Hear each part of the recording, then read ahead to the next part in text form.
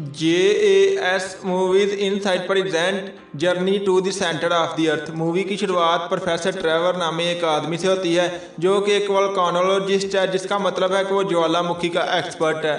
और वो अपने कलीग से आकर बातें करता है। तभी उसका कलीग उसे बताता है कि हम तुम्हारे भाई की लैब को और ज़्यादा कंटिन्यू नहीं कर सकते, अभी हमें उसे बंद करना होगा, क्योंकि तुम्हारा भाई जिसका नाम मैक्स है वो पिछले 10 सालों से लापता है। हमारे पास इतने फंड्स भी नहीं हैं कि हम उसकी लैब को और ज़्यादा चला सके, इसलिए हम उसे बंद कर रहे हैं।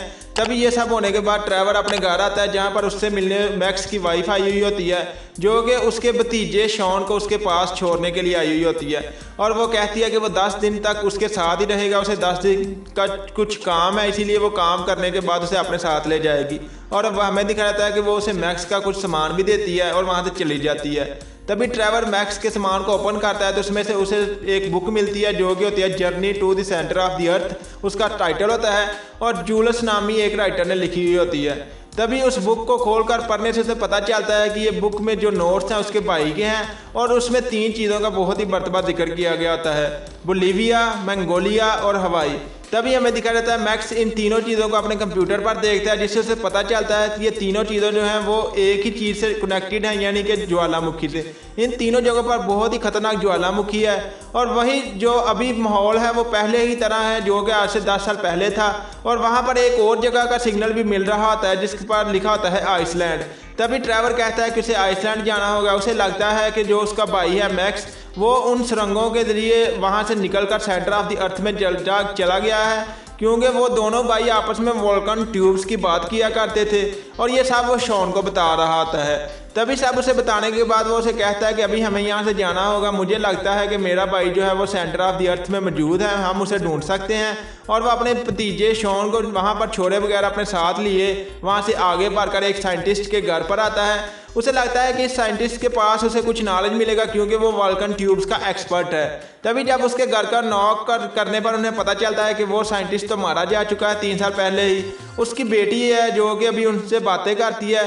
तभी हमें दिखा जाता है जो होता है ट्रेवर, वो उसकी बेटी से बातें करता है, उसे बताता है कि मेरा भाई मैक्स जो कि journey to the centre of the earth का बुक का बहुत ही बड़ा फ़ैन था, वो उस बुक को सच मानता था, उसे कल्पना नहीं मानता था।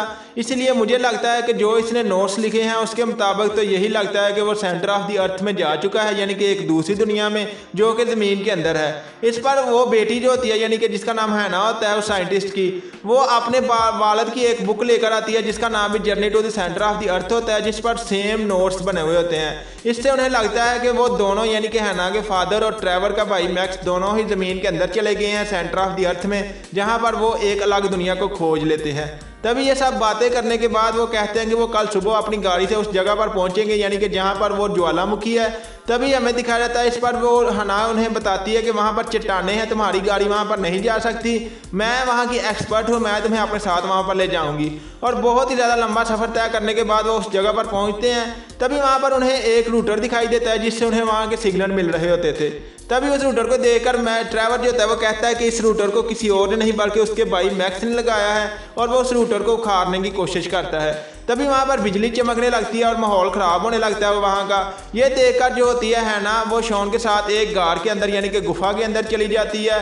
ये देखकर वो तो वहाँ पर जिद पर अटका हुआ आता है कि वो उस जो रूटर है उसको वहाँ से निकाल कर ही रहेगा। और जब वो रूटर को निकालता है तो माहौल और ज़्यादा ख़राब हो चुका होता है, और हमें दिखा जाता है बिजली बहुत ही ज़्यादा चमकती है। तभी वो अपनी जान बचाने के लिए उस रूटर को वहीं पर फेंकता है और उस गार के अंदर चला जाता है। तभी बिजली गार पर गिरती है जिससे रास्ता ब्लॉक हो जाता है और वो वहीं पर फंस जाते हैं।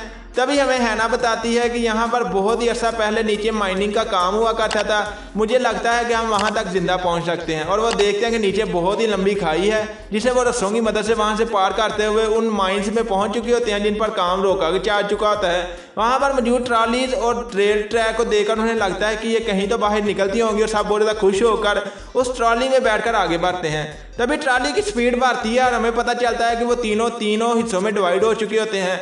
तभी जब उसके ट्रॉली का रास्ता हैना की का ख़त्म हो रहा होता है तो वो अपनी छलांग लगाकर उस ट्रेवर के ट्रॉली में आ जाती है और हमें जल्द ही पता चलता है कि ट्रेवर की ट्रॉली का भी रास्ता खत्म हो जाता है और वो दोनों वहाँ से नीचे छलांग लगाकर गिर चुके होते हैं और उनकी ट्रॉली सीधी जाकर एक दीवार से टकराती है।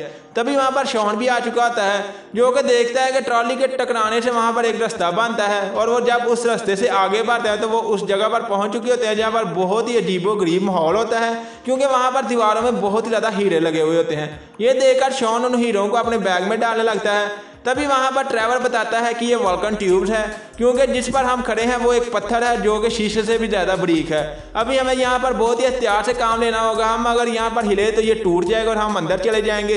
और वो बहुत ही एहतियात से वहाँ से निकलने लगते हैं लेकिन शॉन के बैग से एक पत्थर नीचे गिरता है जिससे वो पत्थर टूट जाता है, यानी कि जो हीरा है वो नीचे गिरता है और पत्थर टूट जाता है जिससे वो तीनों वहाँ से नीचे गिरने लगते हैं। और तभी हमें ट्रेवर बताता है कि वो वॉल्कन ट्यूब्स के अंदर हैं। ये ट्यूब्स की गहराई जो है वो 1000 मीटरों में है। जो जोलस नामी राइटर है उसने लिखा है कि जब आप अख्ताम में यानी कि इस खाई के अख्ताम में पूछेंगे ट्यूब के तभी वहाँ पर एक स्लाइडिंग यानी कि पानी वाला झरना आएगा और हमें दिखाया जाता है कि वो वहाँ पर पहुँचते हैं और पानी के अंदर चले जाते हैं और पानी से निकलने के बाद वो बहुत ज़्यादा खुश होते हैं और उस गुफा के बाहर निकलने पर उन्हें वहाँ पर सेंटर ऑफ द अर्थ दिखाई देता है जो कि दुनिया के अंदर एक दुनिया होती है जिसे देखने के बाद वो बहुत ही ज़्यादा हैरान होते हैं और वहाँ पर मौजूद पंछियों यानी कि परिंदों को देखकर जो होता है प्रोफेसर ट्रेवर वो उन्हें बताता है कि ये परिंदे दुनिया में यानी कि जो हमारी दुनिया है उसमें 150 साल पहले ही मारे जा चुके हैं, अभी इनका कोई भी नामो निशान नहीं। मैंने इनमें से चंद एक को म्यूजियम में देखा है और हमें दिखाया जाता है कि वो बहुत ही ज़्यादा खुश होते हैं और उस बुक की मदद से वो आगे बढ़ते हैं और उस बुक के ऊपर जिस तरह की तस्वीरें लगी हुई होती हैं वहाँ पर उसी तरह के पौधे और मंजर होते हैं। ये देखकर जो होता है प्रोफेसर ट्रेवर कहता है कि कोई तो यहाँ से वापस गया है। तभी उसने जाकर जूलस को सारी कहानी बताई है, इसलिए जूलस ने ये सब कुछ अपनी बुक के अंदर लिखा है। अगर वो यहाँ से निकल सकता है तो हम भी यहाँ से निकल सकते हैं। और वो आगे बढ़ने पर एक ट्री ये जो होता है उसके अंदर जाते हैं जो जिसमें एक घर बना हुआ होता है और वहाँ पर उन्हें कुछ नोट्स मिलते हैं जिससे उन्हें पता चलता है कि यहाँ पर मैक्स रुका हुआ था।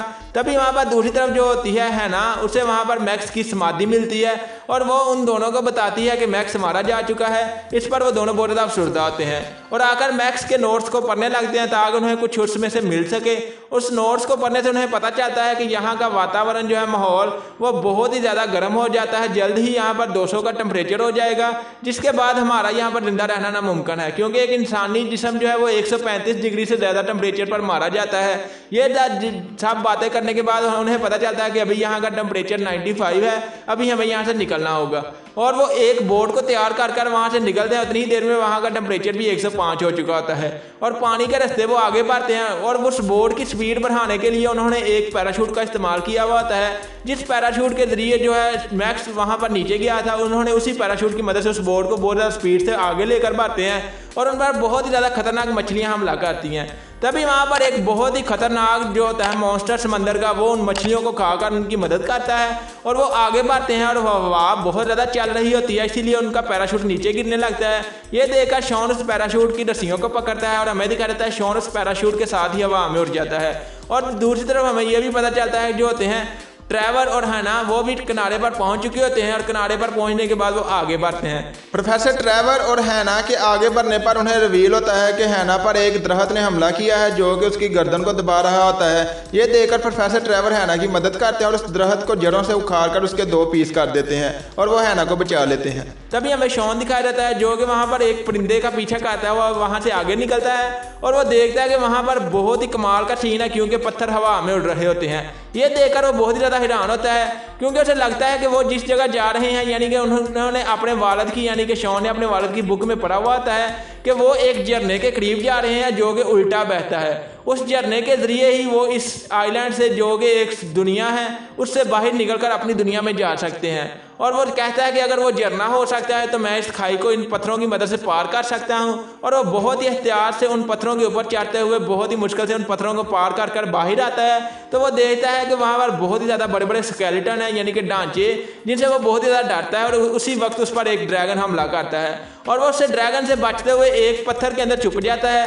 तभी उसकी आवाज़ जो होती है वो उसका अंकल ट्रेवर सुन लेता है और उसकी मदद करता है और दीवार को तोड़कर उसे बाहर निकालता है और वो आगे भाग रहे होते हैं। पीछे उनके नीचे ड्रैगन पड़ा हुआ होता है जो कि उनको मारने की कोशिश कर रहा होता है। ये देखकर उसका अंकल जो होता है वो हैना और शॉन को दूसरी तरफ जाने का कहता है, क्योंकि उसे पता चल चुका होता है कि ज़मीन अभी बहुत ही पतली है, यानी कि यहाँ की ज़मीन खाली है। और जब वो ड्रैगन उसके अंकल पर हमला करने लगता है तभी ड्रैगन नीचे चला जाता है, क्योंकि ज़मीन जो होती है वो नीचे जा चुकी होती है, डंसी जा चुकी होती है और खाई बन चुकी होती है। तभी वो अपने अंकल को तो शॉन बचा लेता है और वो उस झरने के करीब पहुंच चुके होते हैं जहां पर उन्हें जाना होता है। तभी हमें दिखाया जाता है कि वहां पर जो है ना होती है वो एक स्केलेटन जो कि एक ड्रैगन का आता है उसको एक नाव की सूरत में बनाकर वहां से निकलती है उस पानी के रास्ते से जरिए। तभी वो एक ढलवान में पहुंचते हैं जहां पर वो उस बोट से आउट ऑफ कंट्रोल हो चुके होते हैं और बोट नीचे गिरकर एक खाई के अंदर अटक जाती है, जिसकी वजह से उन्हें पता चलता है कि वो अभी यहाँ पर अटक चुके हैं। तभी उन्हें यह भी पता चलता है कि नीचे एक लावा है, यानी कि ज्वालामुखी। तभी ट्रैवर समझता है कि जो भी उस पर बात लिखी थी उल्टा झरने की वो ये थी कि इस ज्वालामुखी पर बहुत ही ज़्यादा पानी गिरेगा, जिससे एक बहुत ही खतरनाक स्टीम यानी कि गैस बनेगी, जिसकी शिद्दत इतनी होगी कि वो किसी भी बारी से बारी चीज़ को यहाँ से बाहर निकाल देगी। तभी ये सब बातें कर रहे होते हैं कि हम यहाँ से नहीं निकल सकते क्योंकि अभी 2-3 घंटे लगेंगे पानी को यहाँ तक पहुँचने के लिए और हम सब उतनी देर तक यहाँ पर मारे जाएंगे। तभी वहाँ पर हैना को वहाँ से दीवारों से पानी सिमटा हुआ दिखाई देता है और हमें पता चलता है वहाँ पर मैग्नीशियम भी उन दीवारों में लगा हुआ है जिसको आसानी से आग लग सकती है। तभी ट्रैवर उसको जलाता है ताकि उस दीवार को तोड़कर पानी को नीचे डाल सके और उसमें कामयाब होते हैं। और एक बहुत ही खतरनाक स्टीम वाली गैस बन चुकी होती है जब लावे के ऊपर पानी गिरता है और वो गैस उनकी नाव को वहाँ से ऊपर धकेल कर ज़मीन पर यानी कि दुनिया पर ले आती है।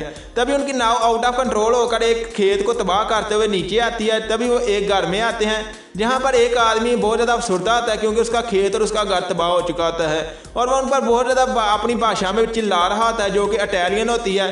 तभी ये देखकर शॉन अपने बैग से एक हीरा निकाल कर उसे देता है और वो हीरा मिलने के बाद वहाँ पर चुप हो जाता है और उन सबको यकीन हो चुका होता है कि वो दुनिया में आ चुके हैं यानी कि अपनी ज़मीन पर। इस पर वो सब बहुत ज़्यादा खुश होते हैं और हमें उसके बाद का वक्त दिखाया जाता है हैना और ट्रैवर ने एक दूसरे को प्रपोज कर लिया होता है और वो दोनों एक दूसरे से प्यार करने लगते हैं। हमें लास्ट में दिखाया जाता है कि शॉन इससे पहले कि अपने घर जाए उसका अंकल उसे वहाँ पर एक नई बुक देता है जिस पर लिखा होता है अटलांटिस लॉस्ट द सिटी, जो कि उसी राइटर जूलियस की लिखी हुई होती है और कहता है कि अगर तुम फारग हो गर्मियों की छुट्टियों में तो हम यहाँ पर जा सकते हैं, हम इस एडवेंचर को भी एंजॉय करेंगे। और हमें लास्ट में दिखाया जाता है कि वो अपने भाई की जो लैब है वो बंद नहीं होने देता क्योंकि वो फंड्स की वजह से बंद हो रही होती है, लेकिन उनके पास बहुत ज़्यादा हीरे होते हैं जो कि उसके भतीजे शॉन के बैग में होते हैं, इसीलिए वो फंड्स की वजह से अपने भाई की लैब को बंद नहीं होने देता। और यहीं पर इस मूवी की एंडिंग होती है। मुझे उम्मीद है कि आप लोगों को मेरी एक्सप्लेनेशन पसंद आएगी। अगर ये वीडियो पसंद आए तो इस वीडियो को लाइक करें एंड मेरे चैनल को सब्सक्राइब करके बेल आइकन के बटन पर क्लिक करके ऑल पर क्लिक कर दें ताकि इस तरह की हर आने वाली वीडियो आप तक बआसानी पहुंच सके। ये मूवी 2008 में रिलीज की गई थी। IMDb पर इसकी रेटिंग है 5.8। इस मूवी का बजट था $80 मिलियन और इस मूवी ने अभी तक बॉक्स ऑफिस पर $244 मिलियन कमाई की है। मुझे उम्मीद है कि आप लोगों को ये वीडियो पसंद आए थे। मैं मिलता मेरी अगली वीडियो में, तब तक के लिए अल्लाह हाफिज़।